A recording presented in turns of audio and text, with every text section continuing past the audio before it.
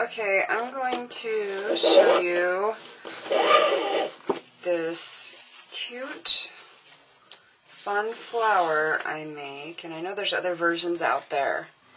And I've tried them, and they're fun, but this flower that I'm making, it is kind of like a sunflower. And I actually did a 12 by 12 layout for my mother-in-law today for her birthday. And that's when I came up with it. I had some ivory ribbon that I had used butterscotch ink on. And to make a sunflower. And it turned out really good. So I'm going to make a pink one because my favorite color is pink. So I just kind of measure, because when I sew this, which it's not like hard sewing, I want those points to meet. So it's about, let's see, it's about 3 inches each piece. And you can do as many pieces as you want. But I'm going to do 6 pieces. And you don't have to measure it perfectly. I mean, it doesn't really matter. So, I need to sharpen my scissors.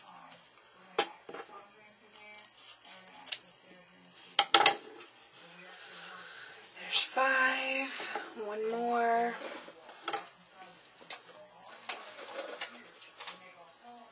Okay, and I'm going to edit out some of the silence. Okay, so there's my 6 pieces. I'm going to use black thread, and I will zoom in a little bit so it's easier to see how I'm sewing this. Okay, and then I get about probably 3 feet, a yard of thread. You don't really need a lot because everything's going to be gathered.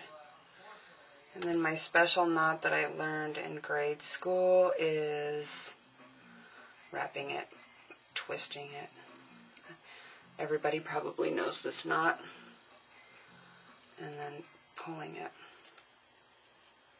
like that. So take your ribbon, and I fold it like this, and you can either have this be the front of your petal or this. Both sides are pretty, but I'm going to make this the front.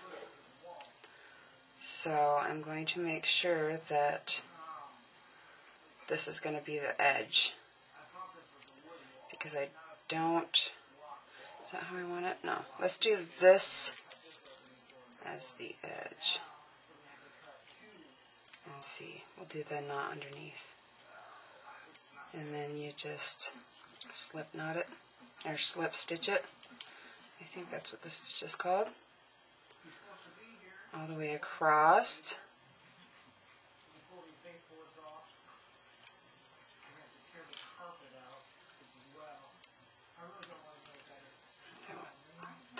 To be on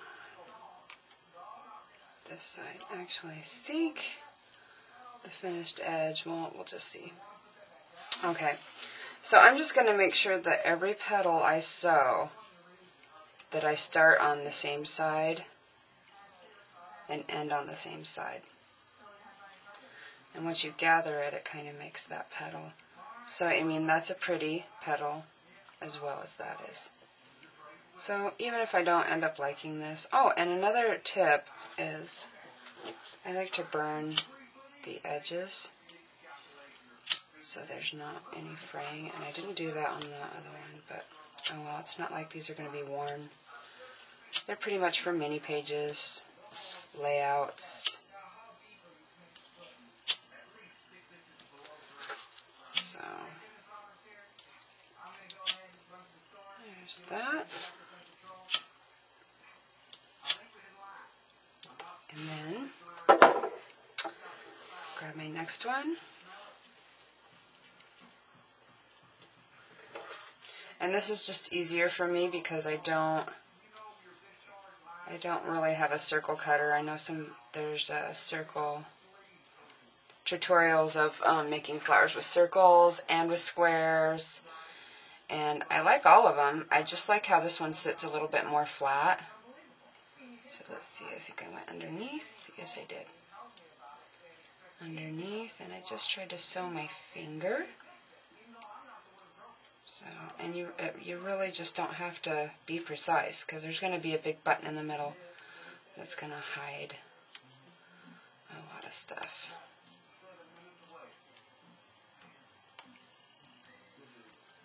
Okay. Just want to make sure that I start and end on the same side. Which, that probably doesn't matter either, but just in case. And every once in a while, I like to pull down on my thread and untwist it. Okay? So, I'll probably fast forward the rest, or go in fast motion, so it's not so boring.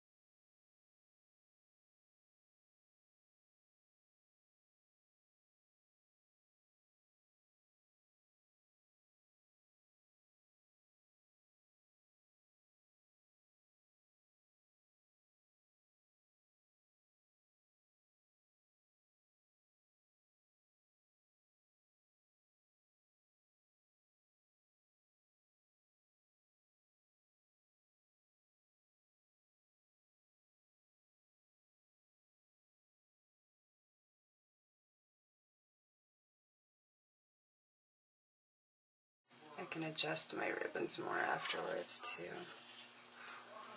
And then go back down.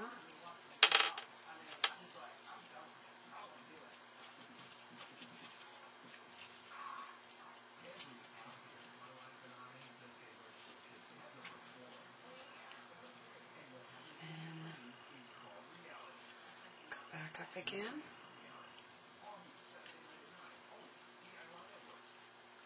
And also you can tweak it a little bit when you're putting your button on anywhere you notice that needs to be pulled, like any area that needs to be pulled a little bit lower, whatever. You can do that during this last step. And you don't even have to sew a button on. You can hot glue or glue anything, bling.